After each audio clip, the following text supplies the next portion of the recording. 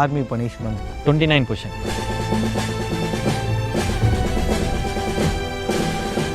இது வந்து சாதாரண வந்து யாரும் நிற்க முடியாது. Welcome you all to FIBA Asia Cup Qualifiers Men, November 22nd and 25th at Nehru Indoor Stadium, Chennai. Entry free. குறைந்த விலை நிறைந்த தரம் தங்கள் தேவைகள் அனைத்தும் ஒரே இடத்தில். Jayachandran. Behind Its Gold Mike Music Awards 2024 November 24ஆம் தேதி சென்னை கலைவாணர் அரங்கத்தில் நடக்குது. டிக்கெட் 9 வெப்சைட்ல ஃபேன் பாஸஸ் ஃப்ரீயா புக் பண்ணுங்க. சார் இந்த நாட்டுக்காக தியாகம் பண்ணுறது ஒரு பெருமை தானே சார். அது எவ்வளோ சந்தோஷமாக இருக்குது. அந்த டைமில் வந்து இவருக்கு வந்து 44 பட்டாலியனில் வந்து போஸ்டிங் வருது. இவ்வளோ தூரம் ட்ராவல் பண்ணிவிட்டு ஆர்மியில் ஒரு தோழனாக இருந்துட்டு 6 மாதத்துக்கு அப்புறம் வந்து ஒரு விஷயம் நடக்கும்போது ரொம்ப ரொம்ப கஷ்டமான ஒரு விஷயம். ஏன் அந்த 44 RR தான் ஒரு தயக்கமும் ஒரு பயமும் வருது? அந்த இடத்துல சோஃபியான்றது சாதாரண இடம் கிடையாது, ரொம்ப டேஞ்சரஸான இடம் சார். இந்தியில் சொல்லுவாங்க சார், ஓ டர்கே ஓ சலாம் மர்கியா அப்படின்ட்டு. அது வந்து எங்களுக்கு ரொம்ப ஒரு மோட்டிவேஷன். ஆர்மி பனிஷ்மெண்ட்ஸ் வந்து நிறைய பேருக்கு தெரிஞ்சிருக்காது.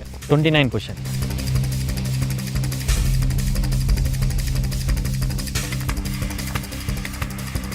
இது 29% இது இருக்கிறதுலே வந்து ஃபிசிக்கலில் வந்து இது ஹெவி பனிஷ்மெண்ட் சார். இது வந்து சாதாரண வந்து யாரும் நிற்க முடியாது. யூனிஃபார்ம் ஷூ லேஸ் கரெக்டாக கட்டலை அப்படின்னும் போது ஷூ லேஸ் ஒழுங்காக கட்டலைன்னா கூட ஆமாம் கண்டிப்பாக இதுவும் ஒரு பனிஷ்மெண்ட் சார். அதாவது ஆர்மியில் வந்து அடிக்காமல் சில பனிஷ்மெண்ட்லாம் கொடுப்பாங்க. 5:30னா 5:15க்குலாம் வந்து ஃபாலின் ஆகிடணும். இதனுடைய டிசிப்ளின், இதனுடைய ஒழுக்கம், இந்த டைம் பங்க்சுவாலிட்டி தான் வந்து உன்னை லாஸ்ட் ஃபைனலாக வந்து சக்ஸஸ் பண்ணுற விஷயம் சார். சமீபத்தில் அமரன் திரைப்படம் ரிலீஸ் ஆகும்போது ஆர்மி லைஃப் எப்படி இருக்கும் அப்படின்ற விஷயங்கள்லாம் புரிஞ்சுது. ஒரு ஃபேமிலியை புரிஞ்சு இருக்கிறத தாண்டி ரொம்ப வருஷம் கழித்து ஒரு 40 நிமிஷம் டிரான்சிட்டில் வந்து அமரனில் பார்த்துட்டு போவார். முகுந்தா நடித்த சிவகார்த்திகேயன் வந்து ஒரு ஃபேமிலியை வந்து ஒரு 40 நிமிஷம் தான் பார்த்துட்டு போவார். இந்த மாதிரி ஃபேமிலி பிரிஞ்சு இருக்கக்கூடிய ஒரு கட்டாயம் இருக்கும். இப்படி தான் வாழ்ந்துருப்பாங்க. நீங்கள் அங்கே இருக்கும்போது எத்தனை நாட்கள் பிரிஞ்சு இருந்தீங்க ஃபேமிலிக்கிட்ட பேச? ஃபேமிலின்னா இப்போ பார்த்தீங்கன்னா அந்த டைமில் வந்து நான் மேரேஜ் பண்ணல சார். 2018 தான் மேரேஜ் பண்ணிட்டு வெளியே வந்தேன். அது எங்களுடைய ரெஜிமெண்ட் எங்கள் சென்டரில் சொல்லுவாங்க, இது வரைக்கும் இடத்துல வந்து இன்னும் மேரேஜ் பண்ணல. 2018 மேரேஜ் பண்ணி ஒரே மாதத்தில் நாங்கள் வெளியே வந்துட்டேன். அதனால் அதனுடைய வழியெலாம் தெரியாது. ஆனால் கூட இருந்தவங்க வந்து நியூவாக மேரேஜ் பண்ணிட்டு வருவாங்க. அவருடைய அங்கே வந்து அதிகமாக ஃபோன் யூஸ் பண்ணாது, சில இடத்துல டவர்லாம் கிடைக்காது. அந்த டைம் பார்த்திங்கன்னா ரொம்ப கஷ்டப்படுவோம். அவங்களுடைய கஷ்டங்கள்லாம் பார்க்கும்போது எங்களுக்கு ரொம்ப கஷ்டமாக இருக்கும். நான் வந்து ஃபேமிலி வந்து பிரிஞ்சிருக்கேன், என்னால் பேசவும் முடியல. அங்கே இருக்கிற சுச்சுவேஷன் அந்த டைமில் வந்து சில ஃபீல்டு போயிட்டே இருப்பாங்க. அதனால் வந்து நாங்கள் வந்து எங்களுடைய அங்கே இருக்கிற பட்டிங்க, அங்கே இருக்கிற நண்பர்கள்லாம் வந்து அவங்களுக்கு வந்து ஒரு பூஸ்ட்டாக வந்து எனர்ஜி கொடுத்து, இல்லை தம்பி இப்படி தான் அப்படின்ற கஷ்டத்தை வந்து எனக்கு தெரிஞ்சிருக்கும். அது புரிதல் எங்களுடைய இருக்கும். அப்போ ஒரு பேச்சுலராக நீங்கள் அங்கே இருந்திருந்தாலும் ஒரு கம்ஃபர்ட்னஸ்ன்றது அங்கே இருந்திருக்காது. நீங்கள் தரையில் தூங்குற மாதிரி இருக்கும், பனியில் மாட்டிக்கிட்டு இருப்பீங்க. ஸோ எங்கெங்கெல்லாம் உங்களுடைய பணிகள் இருந்தது? அங்கே காஷ்மீரில் மட்டும்தான் இருந்தீங்களா, இல்லை வேறு எங்கெங்கெல்லாம் உங்கள் ஒர்க் இருந்தது? எவ்வளோ டிஃபிகல்ட்டாக இருக்கும் சார் அங்கே? நம்ம வந்து எதுவுமே எதிர்பார்த்து போகிறது. ஒரு ஆர்மின்றது ஒரு டிஃபென்ஸ். அந்த டிஃபென்ஸில் வந்து எந்த இடத்துலலாம் சில டைம்லாம் பார்த்தீங்கன்னா போயிட்டே இருப்போம். எங்கள் கமாண்ட்ஸாக சொல்லுவாங்க, இந்த இடத்துல ஹால்ட் பண்ணணும், இந்த இடத்துல இருக்கணும் அப்படின்ட்டு. அங்கே பார்த்தீங்கன்னா அங்கே சுடுகாடாக இருக்கும். கிரேவியா சுடுகாடு? ஓகே சரி. சுடுகாடு இருக்கும்.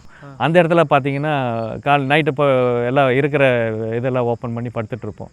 காலையில் வெடிகாலம் பார்க்கும்போது தான், ஓ நாங்கள் வந்து இந்த இடத்துல வந்து படுத்துட்ருப்போமா. ஏன்னா எங்களுடைய கமாண்டருக்கு, என்னுடைய ஆஃபீஸர்ஸ்க்கு கண்டிப்பாக தெரியும் இங்கே வந்து சுடுகாடு இருக்குதுன்ட்டு. ஆனால் வந்து எங்களுக்கு தெரியாது. அந்த டைமில் வந்து காலையில் இருந்து பார்க்கும்போது தான் தெரியும். அப்போ வந்து அந்த இடத்துல தான் அங்கே ஃபீல்டே எங்களுக்கு ஒரு தைரியம் வருது சார். நாங்கள் சுடுகாட்டிலே 10 இருந்துட்டு வந்துட்டோம்.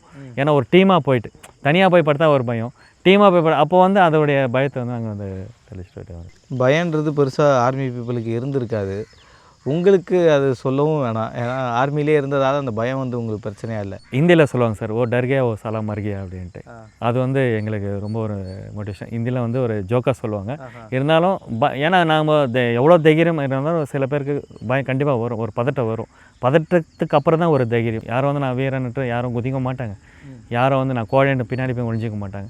ஒரு இராணுவ வீரருக்கு கடந்த அவங்களுக்கு கொடுத்த ட்ரைனிங்கும் அவங்களுக்கு தகுந்த வாய்ப்பு கிடைச்சுன்னா கண்டிப்பாக அவங்க சக்ஸஸ் பண்ணுவாங்க சார். அதெல்லாம் எந்த ஒரு மாற்றம் கிடையாது சார். காஷ்மீரில் பொறுத்த வரைக்கும் வெதர் வந்து மாறிட்டே இருக்கலாம். அண்ட் மோரோவர் நம்ம வந்து அந்த வெதருக்கு பழக்கப்பட்டிருக்க மாட்டோம். என்ன மாதிரி ட்ரெஸ் எல்லாம் நீங்கள் போட்டுக்கிட்டு அங்கே வந்து பயிற்சிக்குள்ளே இருப்பீங்க? பொதுவாகவே இப்போது புல்லட் ப்ரூஃப் எப்போயுமே போட்டுக்கிட்டு இருக்க மாதிரி காட்சிகள் பார்த்துருக்கோம்.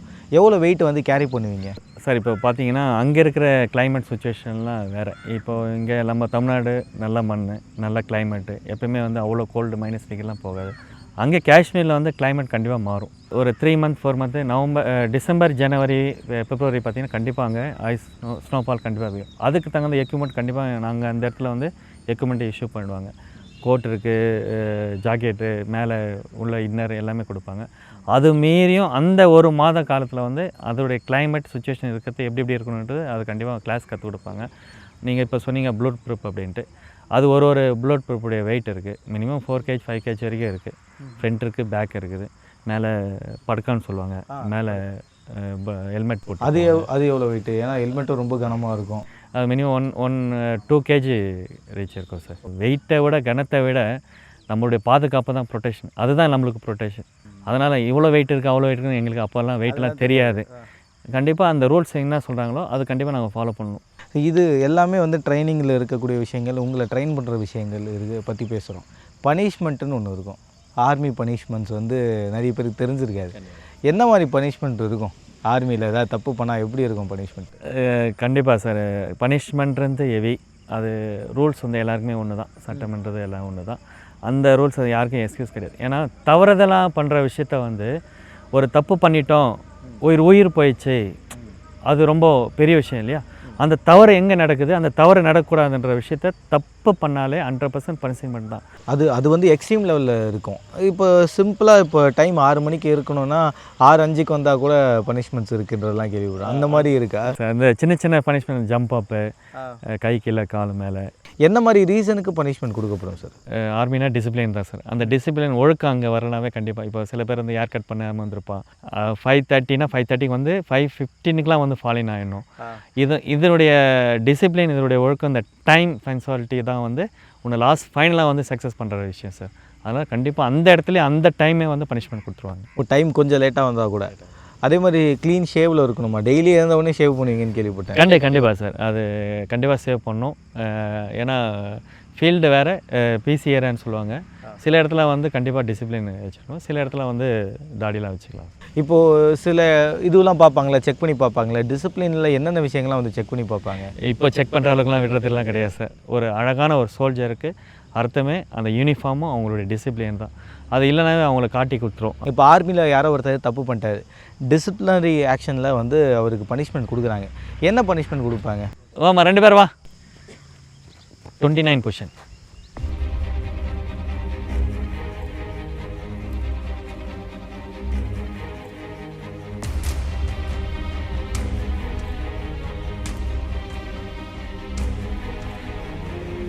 இது 29%. இது இருக்கிறதுலே வந்து ஃபிசிக்கலில் வந்து இது ஹெவி பனிஷ்மெண்ட் சார். அது இப்படி நிற்கிறது இது வந்து சாதாரண வந்து யாரும் நிற்க முடியாது. இவர் ட்ரைனன் பர்சன்னால், ஆர்மி பர்சன் இவங்க ட்ரைன் பண்ணுறதுனால இது நிற்கிறதுக்கு இது ஹெவி பனிஷ்மெண்ட் இருக்கிறதுலே வந்து இதுதானா? இது வந்து சின்ன சின்ன தவறுகள் சார். இந்த சேவ் பண்ணல, ட்ரெஸ்ஸு பட்டன் போடல, யூனிஃபார்ம், ஷூ லேஸ் கரெக்டாக கட்டலை அப்படின்னும் போது, ஷூ லேஸ் ஒழுங்காக கட்டலைன்னா கூட. ஆமாம் சார், கண்டிப்பாக. ஓகே. அதுக்கப்புறம் முட்கா பொசிஷன். முக்காவா? இது என்ன சார்? இதுவும் ஒரு பனிஷ்மெண்ட் தான் சார். சொச்சோ, இது எதுக்காக வரும்? இதோ சேம். அதாவது ஆர்மியில் வந்து அடிக்காமல் சில பனிஷ்மெண்ட்லாம் கொடுப்பாங்க. அது அடிக்காமல் உடம்பு அவங்களே வர்த்திக்கிற மாதிரி. ஸோ இது ஒரு பனிஷ்மெண்ட்டு. ஓகே, ஏந்திரமா. ஓகே போய் சார். இந்த 2 பனிஷ்மெண்ட்டு பார்க்கும்போது என்ன நார்மலாக இருக்குது அப்படின்ற மாதிரி தோணும். ஆனால் பண்ணுறவங்களுக்கு தான் தெரியும் அதோடைய வழி. இது பனிஷ்மெண்ட்டு வந்து நம்ம ஆர்மி, இது ஒரு டிமோக்காக நான் பசங்களை வச்சு பண்ணேன் சார். பசங்களெல்லாம் டெய்லியெலாம் பண்ண மாட்டேன். அவங்களுக்கும் இருந்தாலும் அது பயம் இருக்குன்றதுக்காக எப்போனா ஒரு டைம் பண்ண, இப்போ அடிக்கடிலாம் பண்ணோம் சார். ஆர்மியில் பொறுத்த வரைக்கும் நிறைய விஷயங்கள் கடந்து வந்திருப்பீங்க. மனசை இப்போ வரைக்கும் உறுத்துற சில சம்பவங்கள் நடந்துதா? ட்ரைனிங் எம்ஏஜ் சென்டர்ந்து ட்ரைனிங் முடிச்சுட்டு எங்கள் யூனிட் போகும்போது இந்த 44 RRன்னு சொல்லுவாங்க. ஆமாம், இப்போ கேள்விப்பட்டோம். அமரன் படத்தில் கூட சொல்லியிருந்தாங்க. 2003லலாம் நாங்கள் ட்ரைனிங் பண்ணும்போது அங்கெல்லாம் ஒரு சொல்லுவாங்க, சில பேர் ஏதாவது தப்பு பண்ணாங்க அந்த ஃபீல்டில் வந்து 44 RR தான் ஒரு பயத்தை வந்து எங்களுக்கு பெருசாக தெரியும். அப்போது என்ன கூட இருந்தவன், என்ன அங்கே எங்கள் பெட்டலில் இருந்துட்டு என்ன கூடவே கேம் விளையாடிட்டு என்னோட கூட ட்ராவல் பண்ணி இருக்கும்போது எங்கள் ஃபேமிலியெலாம் அதாவது அப்பா அம்மாலாம் விட்டுட்டு நாங்கள் போகும்போது எல்லாமே அண்ணன் தம்பி தான் பாடிட்டுருப்போம். அந்த டைமில் வந்து இவருக்கு வந்து அந்த 44 பெட்டலில் வந்து போஸ்டிங் வருது. அப்போது வந்து சரி ஓகே, நானும் தைரியமாக சரி போய்ட்டு வாங்க, அவரும் வந்து சொல்லிட்டு போகிறாரு நான் 44 RR போயிட்டு ஒரு மாதங்கள், அதாவது 6 மாதத்துக்கு அப்புறம் பார்த்திங்கன்னா எங்களுக்கு வந்து மெசேஜ், எங்களுடைய சிஓ வந்து சொல்கிறாரு, இது மாதிரி அந்த ஜவான் வந்து உயிரிழந்துட்டார், தியாகம் பண்ணிட்டார் இந்த நாட்டுக்காக அப்போ வந்து ரொம்ப மிகப்பெரிய ஒரு வருத்தம் சார். ஏன்னா கூடவே இருந்துட்டு இவ்வளோ தூரம் ட்ராவல் பண்ணிவிட்டு இருக்கும்போது ரொம்ப அது எங்களால் மறக்க முடியாது. எனக்கு முதல் டைமாக வந்து ஃபஸ்ட் டைம் வந்து என்னுடைய அதாவது ஆர்மியில் ஒரு தோழனாக இருந்துட்டு கூடவே இருந்துட்டு 6 மாதத்துக்கு அப்புறம் வந்து ஒரு விஷயம் நடக்கும்போது ரொம்ப ரொம்ப கஷ்டமான ஒரு சார். இந்த நாட்டுக்காக தியாகம் பண்ணுறது ஒரு பெருமை தானே சார். அது எவ்வளோ சந்தோஷமாக இருக்குது. என்னுடைய நண்பர் கூட இருந்தவங்க வந்து உயிர் விட்டாங்க அப்படின்றத விட இந்த நாட்டுக்காக தியாகம் உயிர் விட்டார்ன்றது ஒரு பெருமை தானே. அவருடைய அங்கே எங்கள் ரெஜிமெண்ட்டில் அவருடைய ஃபோட்டோவோ அவர் பார்க்கும்போதெல்லாம் எவ்வளோ வீரர்கள் ஒரு நண்பரை இருந்துறதில்லை சார். எவ்வளோ வீரர்கள் நாங்கள் உருவாயிருக்கோம், எவ்வளோ பேர் அதை பார்த்துட்டு நாங்கள் வந்து அட்வான்ஸ் ஆகிருக்கோம் சார். இந்த 44RR பற்றி பேசும்போது இப்போ ரீசெண்டாக தான் எங்களுக்கு இப்படி ஒரு விஷயம் இருக்குன்றது தெரிஞ்சது. ஏன் அந்த 44RR தான் ஒரு தயக்கமும் ஒரு பயமும் வருது சார்? 44RR அப்படின்றத இடம் லொக்கேஷன் தகுந்த மாதிரி சார். லொக்கேஷன் பார்த்தீங்கன்னா 2003லாம் பார்த்தீங்கன்னா புல்வாமா டிஸ்ட்ரிக்ட்லாம் சோஃபியான் இருந்தது. அதுக்கப்புறம் இப்போ வந்து நான் 2012 மீண்டும் போகும்போது 2012 போக பார்த்தீங்கன்னா சோஃபியான் டிஸ்ட்ரிக்ட் தனியாக பண்ணிட்டாங்க. அந்த இடத்துல சோஃபியான்றது சாதாரண இடம் கிடையாது. இப்போ வந்து சேஞ்ச் ஆகிருக்கலாம். அப்போ வந்து பார்த்திங்கன்னா அது ஒரு சின்ன ஒரு அந்த கிராமத்தில் அந்த இருக்கிற சோஃபியான் இடத்துல ரொம்ப டேஞ்சரஸான இடம் சார். சோஃபியானாவே கொஞ்சம் யோசனை பண்ணுவாங்க. புல்வாமா நம்ம சிஆர்பி அட்டாக் பார்த்திங்கன்னா அந்த சோஃபியான் பக்கத்தில் புல்வாமா கிராஸ் பண்ணி தான் சோஃபியானா போகணும். புல்வாமா டிஸ்ட்ரிக்டில் பார்த்திங்கன்னா அவ்வளோ பெரிய ஒரு அட்டாக் ஆனது அது யாராலையும் இன்றைக்கி கூட மறக்க முடியாது. எங்கள் வில்லேஜில் எங்கள் கம்மான்பேட்டை இராணுவப்பேட்டையில் வந்து அந்த தினம் February 14 வந்து கருப்பு தினமாக வந்து அன்றைக்கி முன்னாள் இந்நாள் இராணுவ வீரர்கள் அந்த 40 வீரர்களை வச்சு அன்றைக்கி மௌன அஞ்சலி செலுத்திட்டு அவங்களுக்கு வந்து ஒரு வீர மரியாதை செலுத்துறாங்க. Welcome you all to FIBA Asia Cup Qualifiers Men, November 22nd and 25th at Nehru Indoor Stadium, Chennai. Entry free. குறைந்த விலை நிறைந்த தரம் தங்கள் தேவைகள் அனைத்தும் ஒரே இடத்தில் Jayachandran. Behind school make music awards 2024 November 24ஆம் தேதி சென்னை கலைவாணர் அரங்கத்தில் நடைபெறுகிறது. டிக்கெட் டைம் வெப்சைட்ல ஃபேன் பாசஸ் ஃப்ரீயா புக் பண்ணிக்கோங்க.